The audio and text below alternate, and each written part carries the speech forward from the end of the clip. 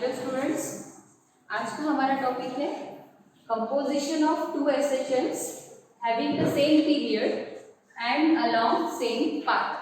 यानी कि एक पार्टिकल है जो साइमल्टेनियसली दो एसएचएम परफॉर्म कर रहा है। साइमल्टेनियसली एक ही वक्त एक पार्टिकल साइमल्टेनियसली टू एसएचएम यानी दो एसएचएम परफॉर्म कर रहा है एक ही पाथ में और सेम पीरियड के साथ, लेकिन उसका स्टार्ट करते वक्त जो इनिशियल फेज है वो अलग अलग है।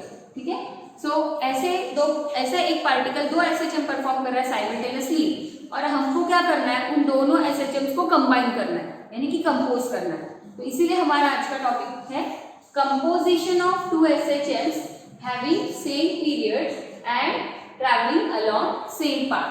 यानी कि एक ही पार्टिकल साइमल्टेनियसली दो एसएचएम परफॉर्म कर रहा है एक ही पाथ में सेम पीरियड के साथ। यानी कि सेम पीरियड जब सेम है तो एंगुलर फ्रीक्वेंसी भी सेम, क्योंकि ओमेगा 2π/t होता है, तो t सेम तो ओमेगा भी सेम।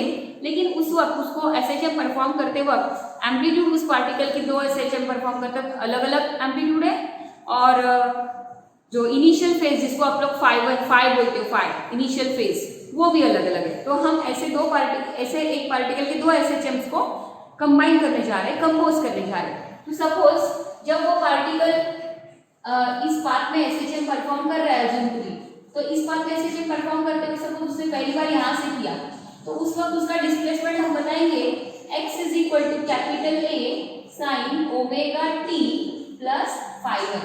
और वही पार्टिकल इसी एसएचएम में अगर सपोज नेक्स्ट ऐसा यहाँ से कर रहा है एसएचएम, तो उस वक्त उसका डिस्प्लेसमेंट होगा, उसको मैं x2 बोलूंगी, और पहली बार का जो डिस्प्लेसमेंट होगा उसको x1 बोलेंगे।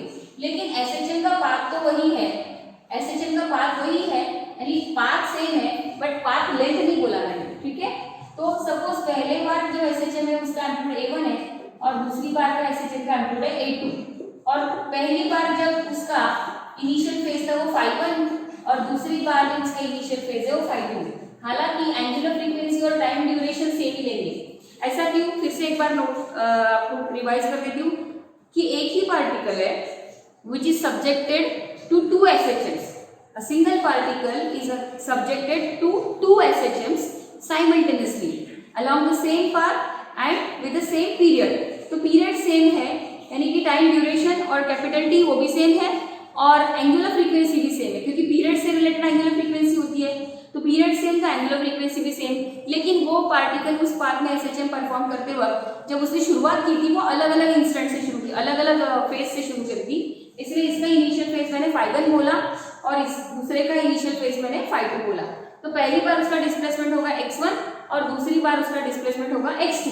तो हम क्या करने जा रहे हैं, हम ये दोनों एसएचएम को कंबाइन करने जा रहे हैं, यानी कंपोज करने जा रहे हैं, और देख रहे हैं कि जो रिजल्टेंट मोशन आएंगी वो क्या आएंगी।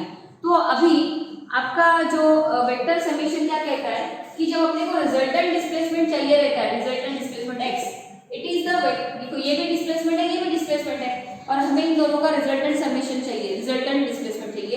तो डिस्प्लेसमेंट ये वेक्टर क्वांटिटी है, तो दो डिस्प्लेसमेंट की जो आप वेक्टर एडिशन करोगे तो वो सीधा मैं बोलूंगी x = x1 plus x2, यानी कि the resultant displacement is simply the addition of two displacement by vector addition method. तो x = x1 plus x2।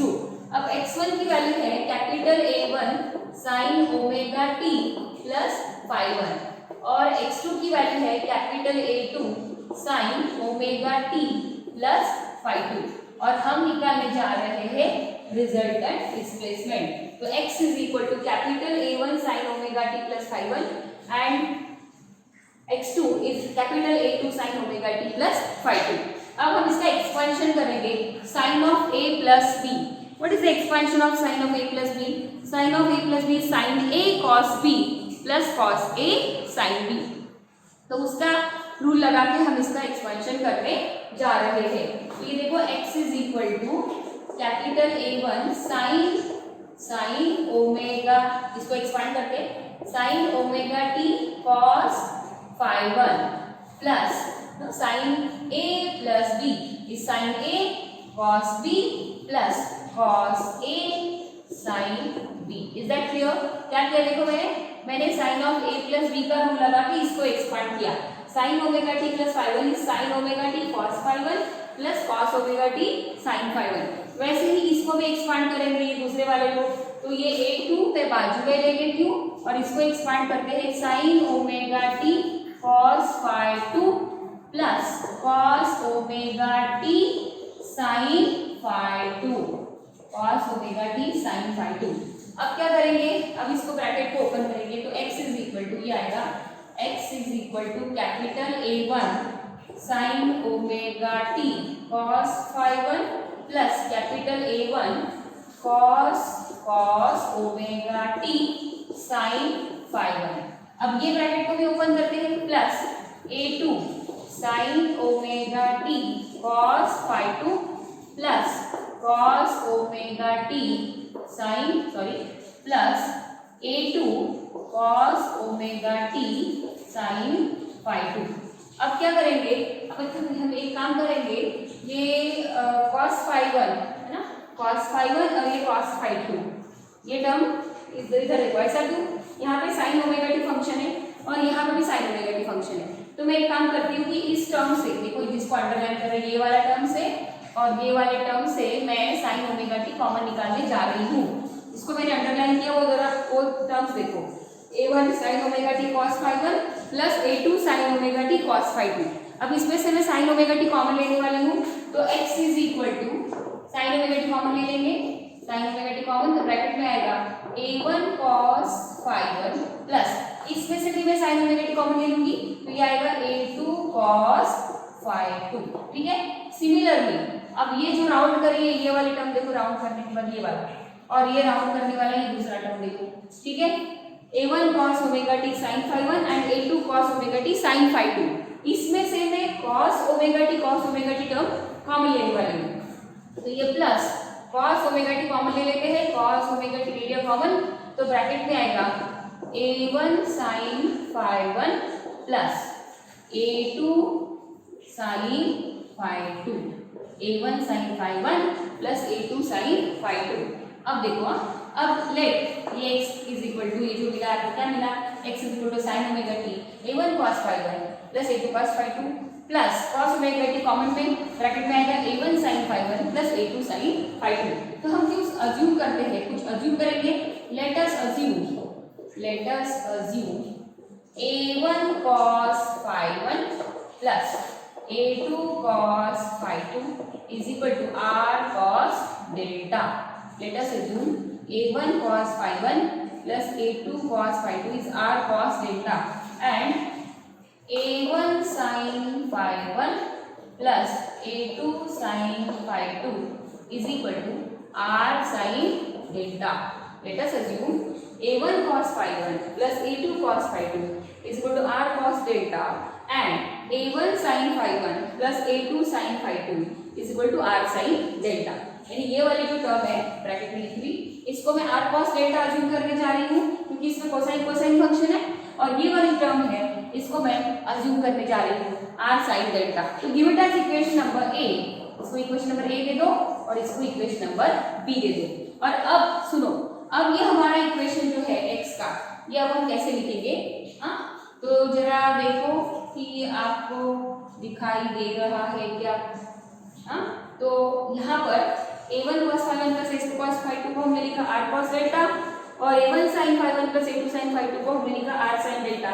तो फिर ये इक्वेशन अभी रिप्लेसमेंट की बात कैसे लिखोगे, तो ये बनेगा x इज इक्वल टू, ये देखो बनेगा x is equal to sine omega t a1 cos phi 1 plus a2 cos phi 2 is r cos delta. तो मैं इस टर्म को r cos डेल्टा से रिप्रेजेंट कर देती हूँ, इसको ये अंडरलाइन किया इसको, ठीक है, plus plus cos omega t, और ये वाले टर्म को रिप्लेस कर देते हैं r sin डेल्टा से, ये हो गया r sin डेल्टा। तो अभी अपना जो रिजल्टेंट इक्वेशन है x का, ये देखो x का इक्वेशन अब बना है x is equal to sine omega T r cos delta plus cos omega T r sin delta. अब इसमें से हमको r और r कॉमन नजर आ रहा है, तो वो r कॉमन लेने के बाद अभी हमारा टर्म कैसे बनेगा, तो ये टाइटल आपका देख लो, composition of two SHMs having same period and along the same path। तो ये मैं टाइटल हटा देती हूँ। हाँ, आप बीच बीच में वीडियो पॉज करके आप लोग नोट्स में से देख के टेक्स्ट बुक, बिल्कुल टेक्स्ट बुक में जैसा डेरिवेशन दिया है वैसा ही मैंने यहाँ पर मैं आपको बता रही हूँ, इसलिए ज़्यादा बिल्कुल भी डिफरेंस आपको लगेगा नहीं। पूरा वीडियो देखने के बाद आपको टेक्स्ट बुक की हेल्प लेना है और लाइव में कुछ डाउट रहा तो पूछना है। तो भी r को कॉमन ले लेंगे, तो अब ये इक्वेशन आएगा x is equal to, I am taking capital R as a common, capital R common ले लेते हैं। तो कैपिटल R कॉमन लेने के बाद ब्रैकेट में बचता है sin omega t cos delta plus cos omega t sin delta. तो ब्रैकेट में बचता है R को बाहर लेने के बाद sin omega t cos delta plus cos omega t sin delta. ठीक है, sin omega t cos delta plus cos omega t sin delta. अब मुझे एक बार बताओ, अगर मैं sin of a plus b का एक्सपांशन करती हूँ तो आप बोलते हैं sin a cos b plus cos a sin b। तो if sin of a plus b is sin a cos b plus cos a sin b, तो अगर मैं sin of omega t plus delta लिख दूँ तो आप बोलेंगे sin omega t cos delta plus cos omega t sin delta. तो अभी उल्टा जाती हूँ। अब देखो यहाँ पे अपना आया है x is equal to capital R sin omega t cos delta plus cos omega t sin delta. तो if expansion of this is this, तो this must be equivalent to this. इसका मतलब sin omega t cos delta plus cos omega t sin delta is nothing but the expansion of sin omega t plus delta.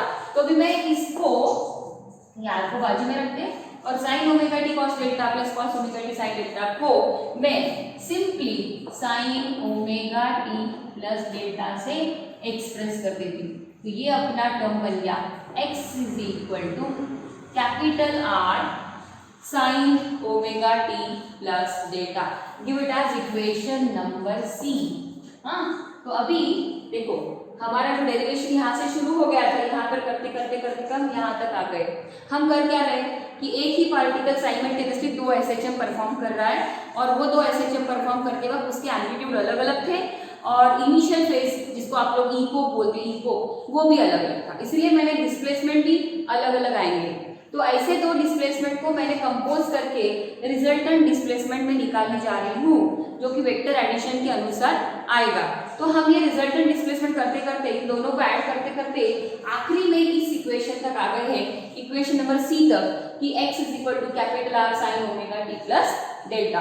अब जरा पहले वाला जो equation था तुम्हारा ये x1 का, इसको इक्वेशन नंबर 1 बोलते और इसको इक्वेशन नंबर 2।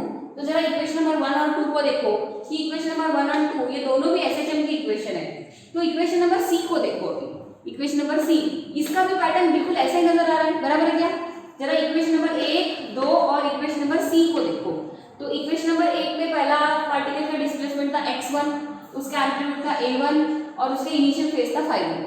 फिर वही पार्टिकल दूसरा SHM जब परफॉर्म करता है तो उसका डिस्प्लेसमेंट था x2, एम्पलीट्यूड था a2 और इनिशियल फेज था phi2।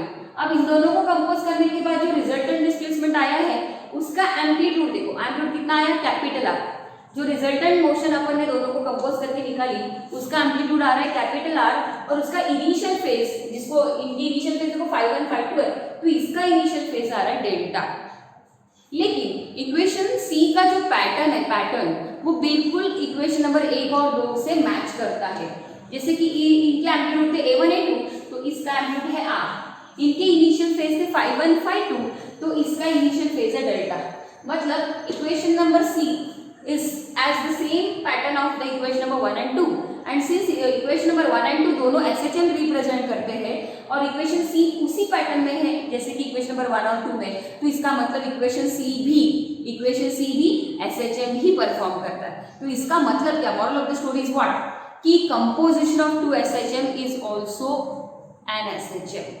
Composition of 2 SHM is also a SHM, also वो भी SHM। यानी कहने का मतलब ये है कि अगर एक पार्टिकल 2 SHM परफॉर्म कर रहा है साइमल्टेनियसली और उसको आप कंपोज करोगे तो रिजल्टेंट मोशन भी SHM ही आएंगी। ये इस इक्वेशन से साबित होता है।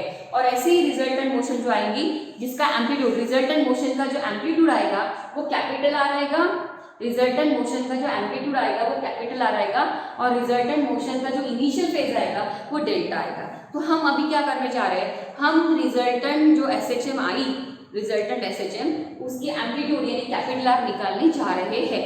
तो उसके लिए हम लोग अभी आगे ये डेरिवेशन को कंटिन्यू करेंगे। तो आपको क्या करना है, ध्यान से सुनना। For determining the resultant amplitude capital are, अभी हम क्या करेंगे कि ये मैंने देखो वीडियो पॉज करके यहाँ तक की डेरिवेशन अच्छे से एक दो बार देख लो, फिर टेक्स्ट बुक से देखो और फिर वो लिख के इसकी प्रैक्टिस करो। तो अभी मैं ये हटा देती हूँ और जो तुम्हारा इक्वेशन नंबर ए और बी की तरफ देखो। इक्वेशन नंबर ए और बी, इक्वेशन नंबर ए क्या है, a1 cos phi1 plus a2 cos phi2 is equal to r cos delta, and equation number B क्या है, a1 sin phi1 plus a2 sin phi2 is equal to r sin delta। तो अभी ये दो equation का मैं इस्तेमाल करने जा रही हूँ। तो काय के लिए, किस वजह से, तो मुझे रिजल्टेंट एम्पलीट्यूड कैपिटल आर चाहिए। I want to calculate the resultant amplitude capital R, and इसलिए हम आगे इसको डेरिवेशन को कंटिन्यू करेंगे टू डिटरमाइन। तो यहाँ पे देखो, पहले इक्वेशन नंबर सी आने के बाद आप कंक्लूजन लिखोगे। इक्वेशन नंबर सी आने के बाद आप लिखोगे कंक्लूजन। वो क्या आएगा, since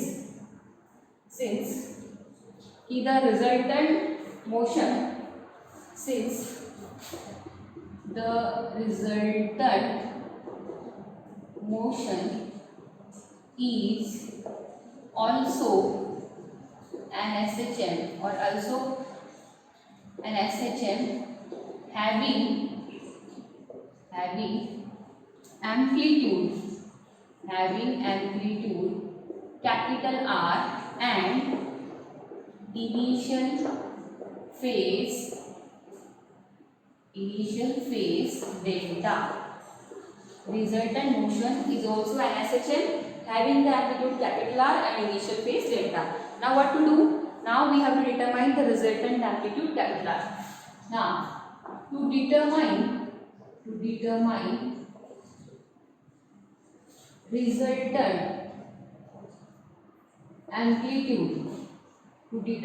resultant amplitude capital R, क्या करने वाले हैं? To determine the resultant amplitude capital R, let us square and add equation number A and B. To determine the resultant amplitude capital R, squaring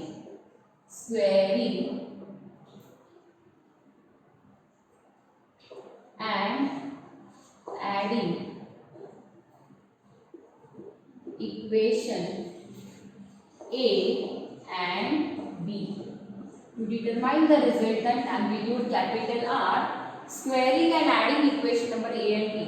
capital R amplitude निकालने के लिए हम equation number ए और B को square करके add करेंगे। To determine the resultant amplitude capital R, squaring and adding equation number A and B. तो क्या है equation number A? Equation number A है a1 cos phi1 plus a2 cos phi2 is equal to r cos delta, और equation number B है a1 sin phi1 plus a2 sin phi2 is equal to r sin delta। ये था हमारा equation number ए और ये था equation number B. तो हम क्या करने जा रहे हैं, squaring and adding equation number A and B. Equation A और बी को स्क्वायर करके ऐड करते हैं। तो इक्वेशन नंबर ए का स्क्वायर करेंगे तो ये आएगा a1 cos phi1 plus a2 cos phi2 the whole square is equal to r square cos square delta। Simultaneously equation number B का square a1 sin phi1 plus a2 sin phi2 the whole square is equal to r square sin square delta। ये मैंने जानबूझ के दो अलग अलग step लिखे, लेकिन अभी मैं कंबाइन करने वाली हूँ। तो उसमें हम लोग को करना क्या है, दोनों इक्वेशन की लेफ्ट हैंड साइड का स्क्वायर करना है, ऐड करना है। इधर राइट हैंड साइड के इसका स्क्वायर करना है और ऐड करना है। तो वो मैं डायरेक्ट लिख देती हूँ अभी इक्वेशन। तो अभी हम ये नहीं लिखेंगे स्टेप, इससे ये आपको सिर्फ समझाने के लिए लिखा है। देखो डायरेक्ट मैंने कमांड किया गया है squaring and adding equation number A and B. तो ये लिखेंगे a1 cos phi1 plus a2 cos phi2 the whole square, ठीक है, हाँ, plus a1 sin phi1 plus a2 sin phi2 the whole square is equal to r square cos square delta plus r square sin square delta। ठीक है, अब देखो कैसा आएगा ये, इधर लेफ्ट हैंड साइड का स्क्वायर करते हैं।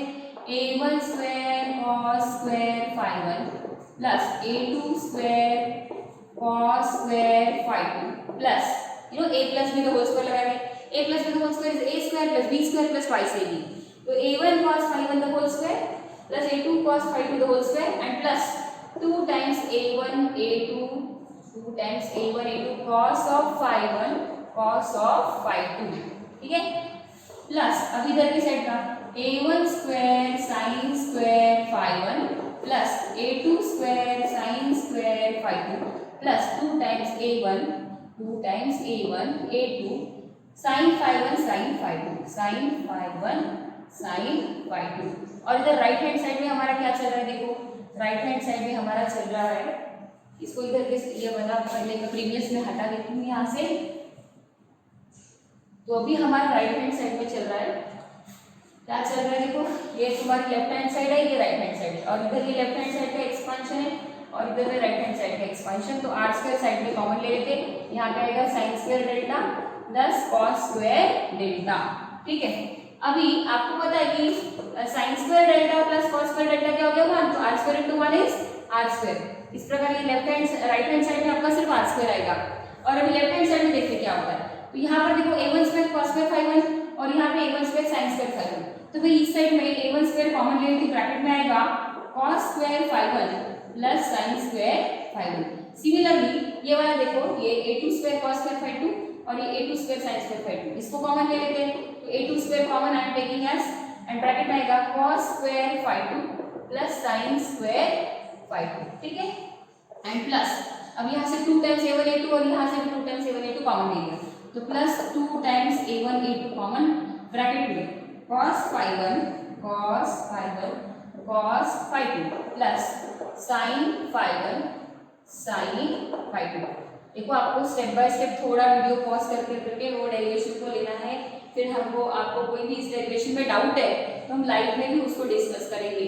तो देखो यहाँ पे a1 स्क्वायर और यहाँ पे भी a1 स्क्वायर कॉमन था, वो निकाल दिया, ब्रैकेट में आया cos square phi 1 plus sin square phi 1, फिर उसके बाद यहाँ से a2 स्क्वायर और यहाँ से a2 स्क्वायर कॉमन निकाला, ब्रैकेट में लिखा cos square phi 2 plus sin square phi 2, और यहाँ पे 2 टाइम्स a1 a2 और 2 टाइम्स a1 a2 कॉमन निकाला, ब्रैकेट में आया cos phi 1 cos phi 2 plus sin phi 1 sin phi 2।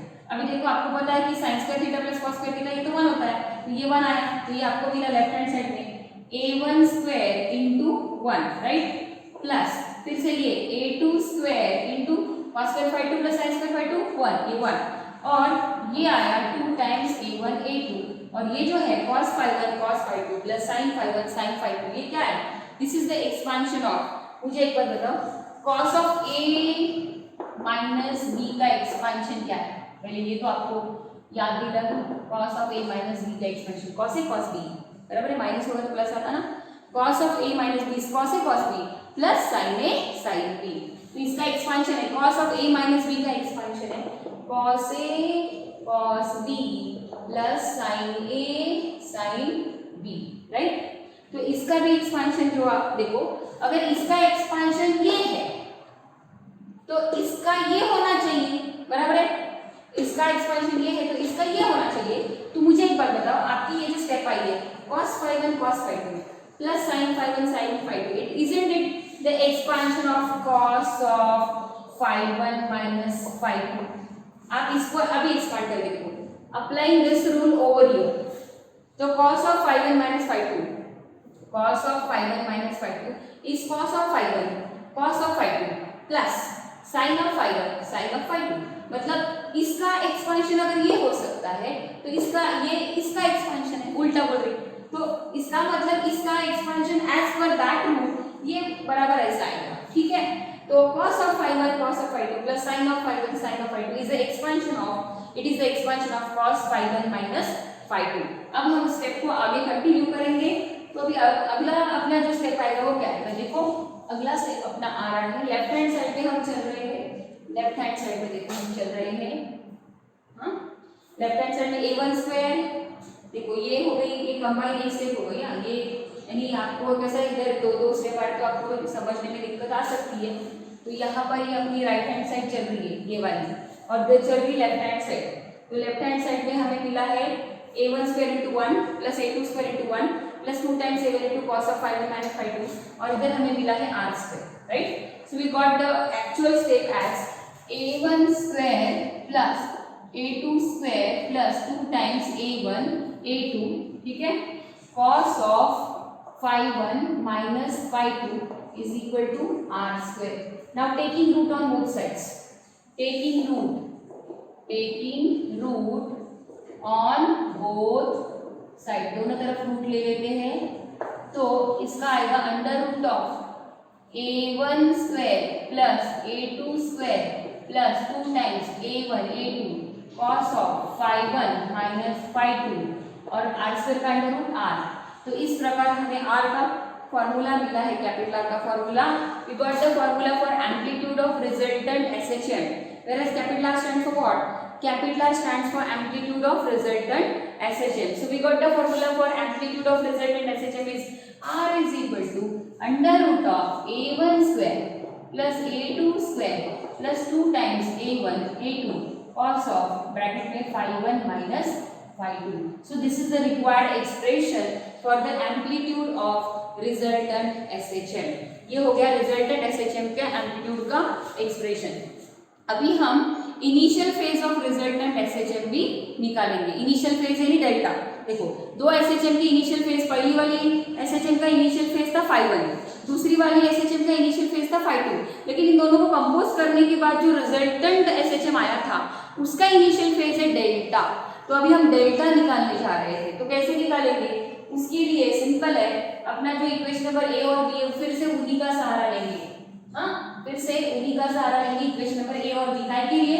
To determine, ये जो अपने अभी जो अपने किया, what we have determine, we have determine the amplitude of resultant SHM. और अब हम क्या निकालने जा रहे हैं? अब हम initial phase of resultant SHM. To determine initial phase of resultant SHM. क्या करेंगे हम लोग? Divide equation number B by A. Equation number B को इक्वेशन नंबर A से डिवाइड करते हैं. तो to determine the resultant initial phase of resultant SHM, dividing equation B by A. तो इक्वेशन B जो है वो है a1 sin phi 1 plus a2 sin phi 2 is equal to r sin delta. और इक्वेशन नंबर ए है, इसको divide करेंगे a1 cos phi 1 plus a2 cos phi 2 और यहाँ पे इज इक्वल टू, यहाँ पे r sin डेल्टा, तो यहाँ पे क्या आएगा r cos delta. Equation number B को इक्वेशन नंबर ए से डिवाइड कर दिया, तो ये देखो r cancel, sin upon cos tan, तो sin delta upon cos delta is tan delta. We got tan delta is equal to a1 sin phi 1 plus a2 sin phi 2 upon a1 cos phi 1 plus a2 cos phi 2. Now हमें तो delta निकालना था, हमें tan delta की value मिली, तो अभी tan function को इधर लेके आएंगे. तो tan फंक्शन को इधर ये साइड में लेने के बाद जो आपका डेरिवेशन आएगा वो क्या आएगा? So to determine delta, tan function वो साइड ले लेते हैं, तो equation becomes delta is equal to tan inverse of a1 sin phi 1 plus a2 sin phi 2 upon a1 cos phi 1 plus a2 cos phi 2. Delta is equal to tan inverse of a1 sin phi 1 plus a2 sin phi 2 upon a1 cos phi 1 plus a2 cos phi 2. So we got the expression for delta, and this is the expression of initial phase of resultant SHM. Resultant SHM की initial phase का formula हमने derive किया. ये आ गया हमें जो formula चाहिए था, देखो बॉक्स कर रही हूँ, इसको ये एक फॉर्मूला आ गया, और दूसरा फॉर्मूला हमारा एम्पलीट्यूड ऑफ रिजल्टेंट SHM का वो क्या आया था? Capital R is equal to under root of a1 square plus a2 square plus 2 times a1 a2 cos of bracket में phi 1 minus phi 2. Now what is this phi 1 minus phi 2 stands for? Where phi 1 minus phi 2 stands for initial phase, phase difference. It stands for phase difference between two SHMs, where phi1 minus phi2 stands for phase difference between two SHMs. ठीक है, यहाँ पर रुक जाते हैं.